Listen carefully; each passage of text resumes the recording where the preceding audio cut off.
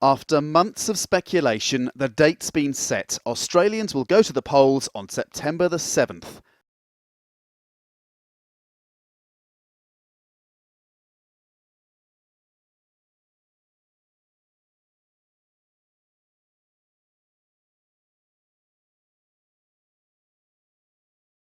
The Prime Minister set out his main message.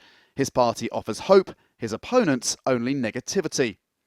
In the month or so ahead, the people of Australia are going to be subjected to an absolute barrage of negative political advertising, such as they've never seen before, full of daily personal political attacks.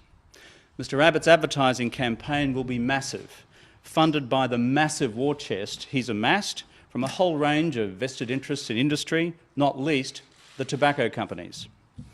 So the next month or so is going to be a pretty rough one, I think. Just a few weeks ago, Australia's Labor government looked certain to lose an election then Prime Minister Julia Gillard had set for September the 14th. Growing numbers of refugees heading to Australian shores had opposition politicians saying the government had lost control of its borders. A booming economy suffered a relative dip. A new carbon tax, it was said, was a big fat tax on everything. And Prime Minister Julia Gillard was unpopular, never fully forgiven for the way she came to power, replacing her predecessor, Kevin Rudd, who had lost his party's support and resigned. But a remarkable turnaround began in June when Kevin Rudd replaced Gillard in an internal party vote to win his old job back.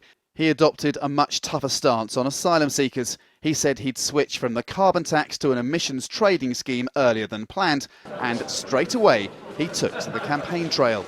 Just a few weeks ago, opinion polls suggested the Labour government was on track for a catastrophic defeat. Now those same polls suggest a very tight race. That's why Kevin Rudd has chosen an election date earlier than Julia Gillard had planned, and much earlier than the Australian system demands. Kevin Rudd is in confident mood. He thinks he can win. Andrew Thomas, Al Jazeera, Sydney.